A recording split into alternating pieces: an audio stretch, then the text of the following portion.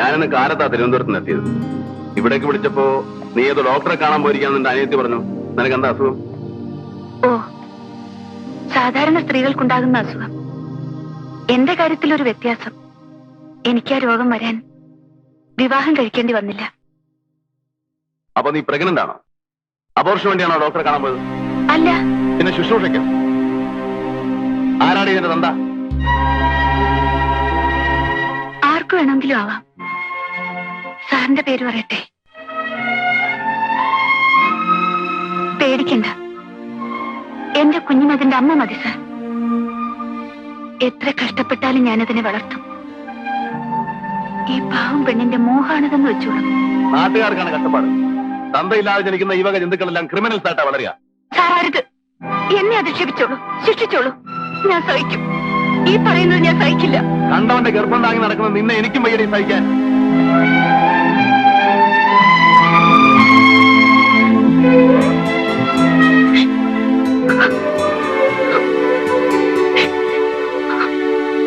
തിരുവനന്തപുരത്ത് നിന്ന് കാലത്ത് എത്തുകൊണ്ട് നേരെ പോയത് ആ വീട്ടിലേക്കല്ലേ?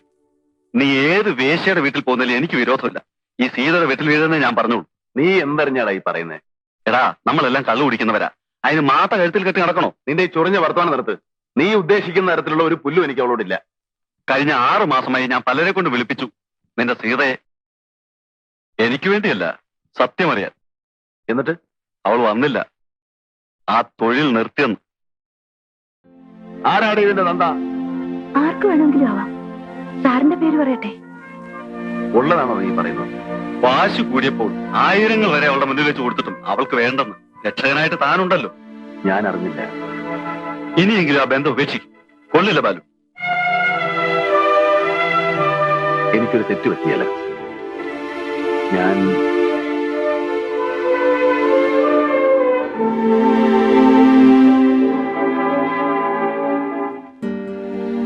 എന്താ ഇത്? മുമ്പ് നീ ആവശ്യപ്പെട്ടതാണ് സാരി.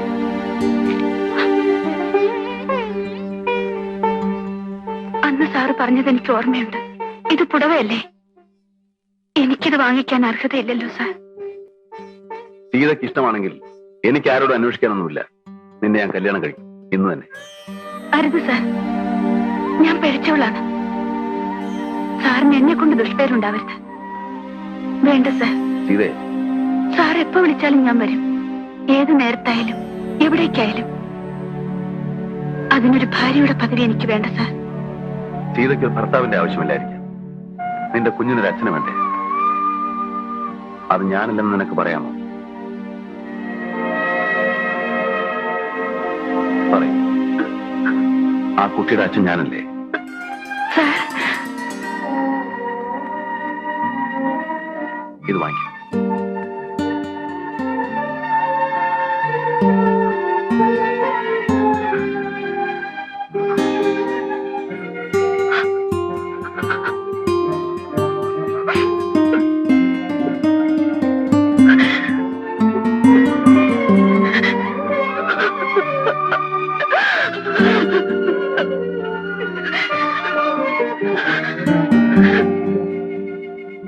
ജ്യോതി, എനിക്ക് എന്റെ ചേച്ചി ഒന്ന് കാണും.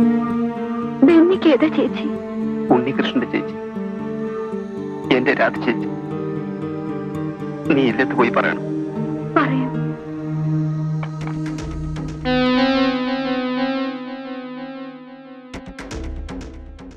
ഹലോ. ആ, നിങ്ങൾ എവിടെയായിരുന്നു? ഒരു കേസിൽ പെട്ടുപോയി. ഞാൻ ജാമ്യത്തിൽ ഇറങ്ങിയതാണ്. പ്ലാനിലൊന്നും മാറ്റമില്ല. കൃത്യം 4 മണിക്ക് ആംബുലൻസ് വാൻ അവിടെ എത്തും.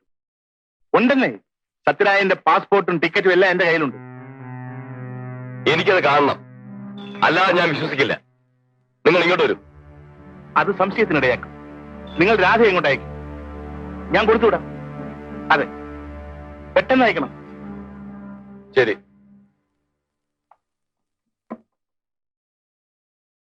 മംഗലാപുരത്തുള്ള എന്റെ കൂട്ടുകാരൻ വിളിച്ചിരുന്നു.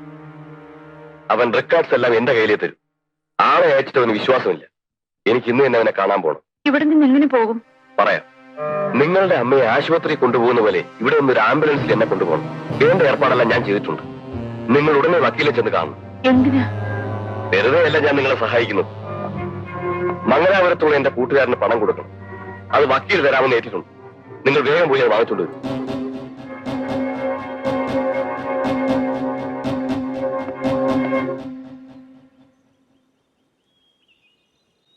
രാധേ, നമ്മുടെ ബെന്നി ഹോസ്പിറ്റലാണ്. ഒരു ബൈക്ക് ആക്സിഡന്റിൽ. അവനെ നിന്നെ ഒന്ന് കാണണമെന്ന്. ഇപ്പോഴാണോ തോന്നിയത്? ഉണ്ണി പോയ പിന്നെ ഇതേവരെ അവനിങ്ങോട്ട് കടന്നില്ലല്ലോ. എന്താണ് അവിടെ നടന്നെന്നറിയാൻ ഒരു നോക്ക് കണ്ടു ചോദിക്കാൻ ആശിച്ചോളാം ഞാൻ.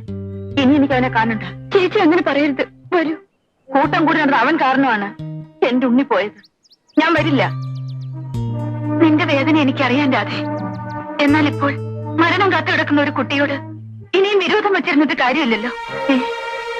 അത്ര അധികമാണോ ബെന്നിക്ക്? അത് ചേച്ചി, ചിലപ്പോ. വരൂ രാധേ. എവിടെയാണവൻ?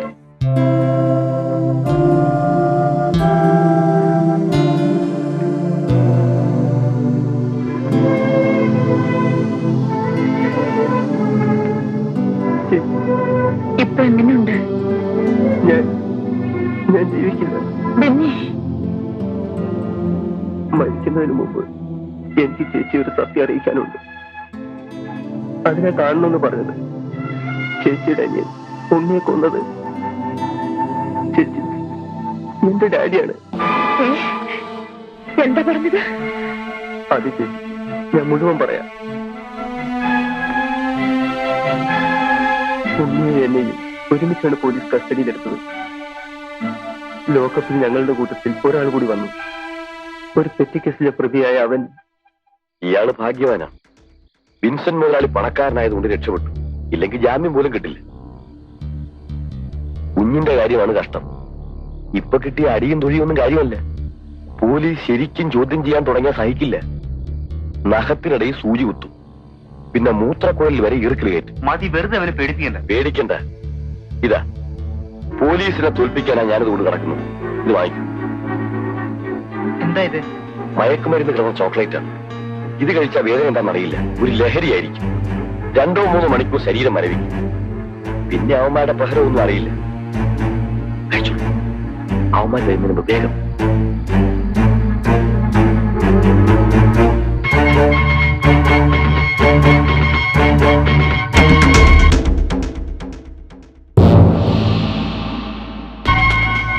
ഈ 3 ലക്ഷം രൂപ നിങ്ങളുടെ മകന്റെ വിലയാണെന്ന് കരുതിക്കോളൂ. സത്യം പറഞ്ഞാൽ അവനാണ് ഈ കേസിൽ 1-ാം പ്രതി. അതെനിക്കറിയാം സാർ. അതിരിക്കട്ടെ, എന്തിനു വേണ്ടിയാണ് നിങ്ങൾ ഒരാളെ എന്നോട് ലോക്കപ്പിൽ അയക്കാൻ പറഞ്ഞത്? എന്റെ മകൻ ചെയ്ത കുറ്റങ്ങൾ, പോലീസ് ജീപ്പ് കത്തിച്ചതും ഓഫീസറെ കൊന്നതടക്കം അറിയാവുന്ന ഒരേ ഒരാൾ അവന്റെ കൂട്ടുകാരനാണ്. പോലീസ് അവനെ ചോദ്യം ചെയ്താൽ സത്യം പുറത്തറിയും. അതിന് ആ നമ്പൂതിരിക്കുട്ടിയുടെ വായടയ്ക്കാൻ മിസ്റ്റർ വിൻസെന്റ്. സാർ, അവനിപ്പോ ജീവനോടെ ഉണ്ടാവില്ല. എങ്ങനെ അവനെ കൊന്നു? വിഷം കലർന്ന ചോക്ലേറ്റ് കൊടുത്തു. My God. സാറ് പേടിക്കണ്ട. പോലീസ് ചോദ്യം ചെയ്യുമ്പോൾ ചത്തല്ലേ ഒരു പോസ്റ്റ്മോർട്ടത്തിന് അയച്ചാൽ? ഇല്ല, ചത്തെങ്കിൽ ആ ശവം നശിപ്പിക്കണം. ചേച്ചി, എന്റെ ഡാഡി ഏത് പാപത്തിന്റെ ഫലമാണ് ഞാൻ ഈ അനുഭവിക്കുന്നത്?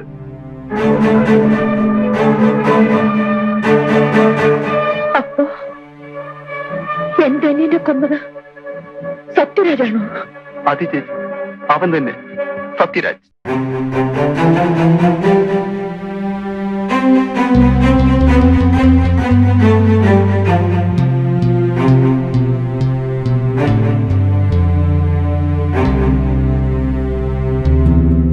ഇനിയിപ്പോ കരഞ്ഞിട്ടെന്താ കാര്യം?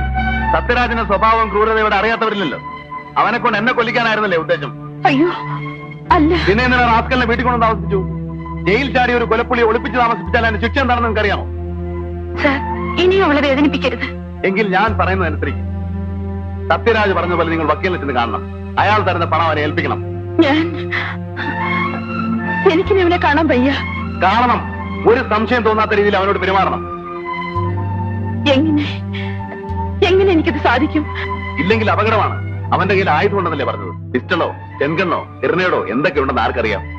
പോലീസ് നിങ്ങളുടെ വീട്ടിൽ കടന്നാൽ തീർച്ചയായും ഏറ്റുമുട്ടലുണ്ടാവും. അതിനകത്തല്ലേ നിങ്ങളുടെ വയസ്സായ അച്ഛനും അമ്മയുള്ളത്. ചിലപ്പോ അവരെ രക്ഷിക്കാൻ കഴിഞ്ഞൊന്നും വരില്ല.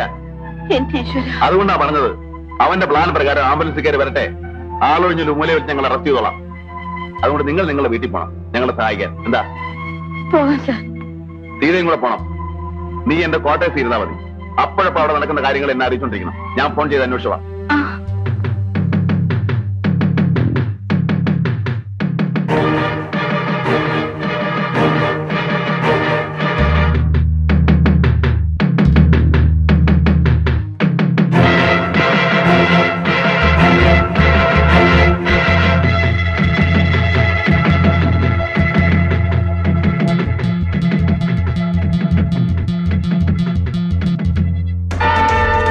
എവിടെയായിരുന്നു നിങ്ങൾ ഇതുവരെ? ആ പെട്ടി വരൂ. ഈ തരാൻ ആംബുലൻസ് വന്നാലുടനെ ഞാൻ അതിൽ കയറിപ്പോവും. അയലത്തുള്ളവർ ചോദിച്ചാൽ എന്തു പറയും? അറിയില്ല. അമ്മ പോകാൻ കൂട്ടാക്കാത്തത് കൊണ്ട് ആംബുലൻസ് തിരിച്ചയച്ചു എന്ന് പറയണം. ഉവ്വ്. എന്താ നിങ്ങൾക്കൊരു വല്ലായ്മ? ഒന്നുമില്ല.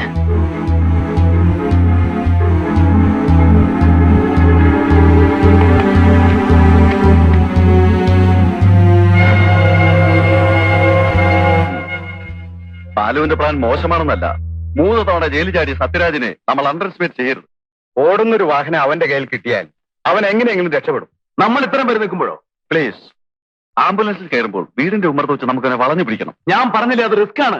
ഈ ഓപ്പറേഷൻ എനിക്ക് വിട്ടുതരൂ. You see, I am your senior officer. ശരി സർ.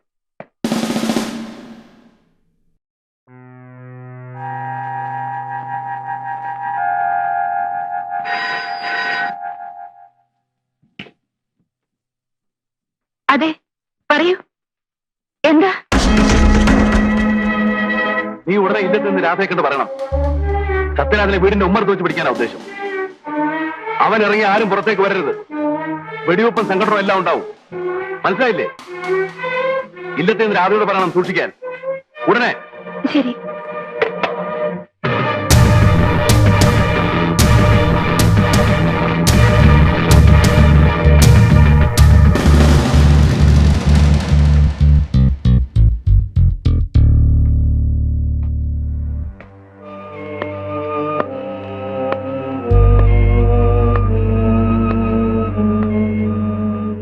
ഇവരാര്? എന്റെ സ്നേഹിതയാണ്. ഓഹോ, എന്നാൽ ഞാൻ ഇവിടെ നിന്ന് ഇറങ്ങുന്നത് വരെ സ്നേഹിത ഇവിടെ തന്നെ ഉണ്ടാവണം. വെളിയിലെങ്ങും പോകാൻ പാടില്ല. എന്താ വിഷമമുണ്ടോ? ഇല്ല.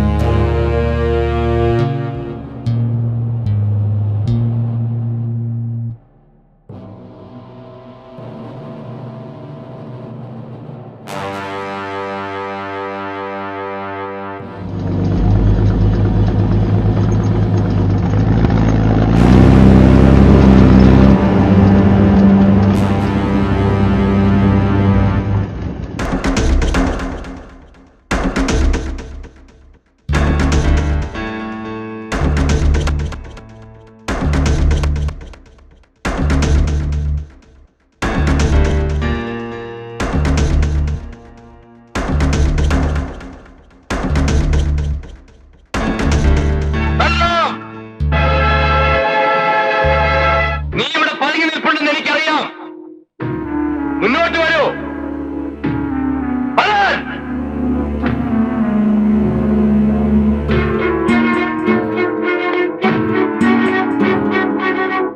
എനിക്ക് നിന്നോടൊരു കാര്യം സംസാരിക്കാനുണ്ട്. താമസിച്ചാൽ എന്റെ തോക്കിന് മുന്നിൽ നിൽക്കുന്ന 3 ജീവൻ നീ കാരണം നഷ്ടപ്പെടും.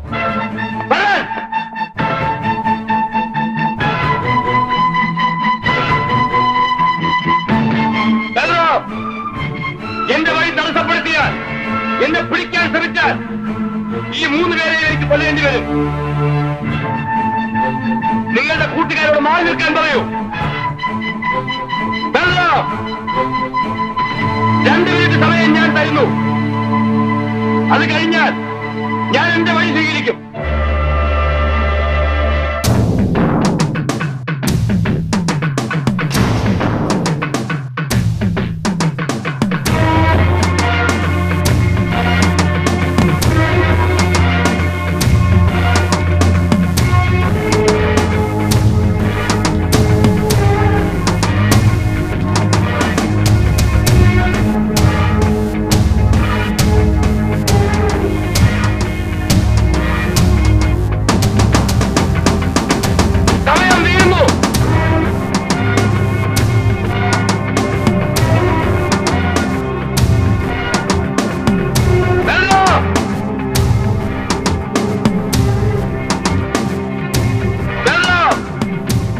മുന്നോട്ട് വരൂ.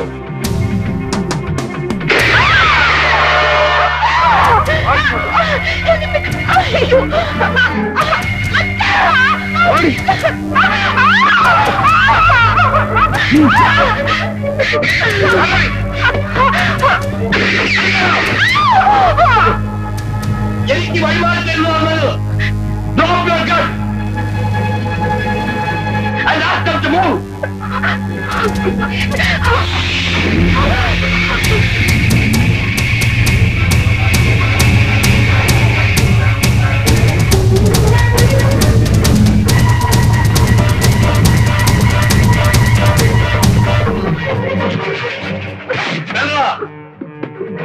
എന്നെ പിന്തുടർന്ന ആ നമ്പൂതിരിയുടെ ഗതിയായിരിക്കും ഈ രണ്ടിലും.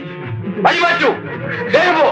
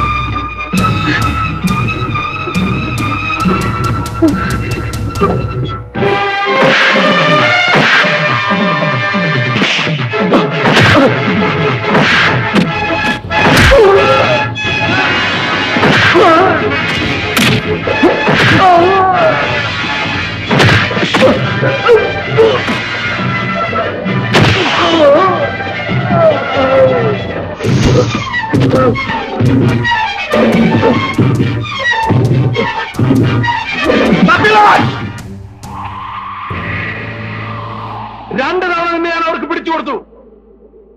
നിന്റെ പണവും ശക്തിയും കൊണ്ട് നീ ജയിലിൽ സ്വതന്ത്രമായി ജീവിച്ചു. കോടതി മുറികളിൽ സാക്ഷികളെ വിലക്കെടുത്ത് തെളിവുകൾ നശിപ്പിച്ച് നീ ശിക്ഷയിൽ നിന്ന് രക്ഷപ്പെട്ടു. നിന്നെ പത്രക്കാർ വാഴ്ത്തി. നിന്റെ പേരിൽ കഥയും കവിതയും സിനിമയും രചിക്കുന്നു. ജനം നിന്നെ ആരാധിക്കാനും അംഗീകരിക്കാനും തുടങ്ങി. അത് ഞാൻ അനുവദിക്കില്ല. നിന്നെ ഒരു കോടതിക്ക് ഞാൻ വിട്ടുകൊടുക്കില്ല. നിനക്കുള്ള ശിക്ഷ ഞാൻ തന്നെ നൽകും.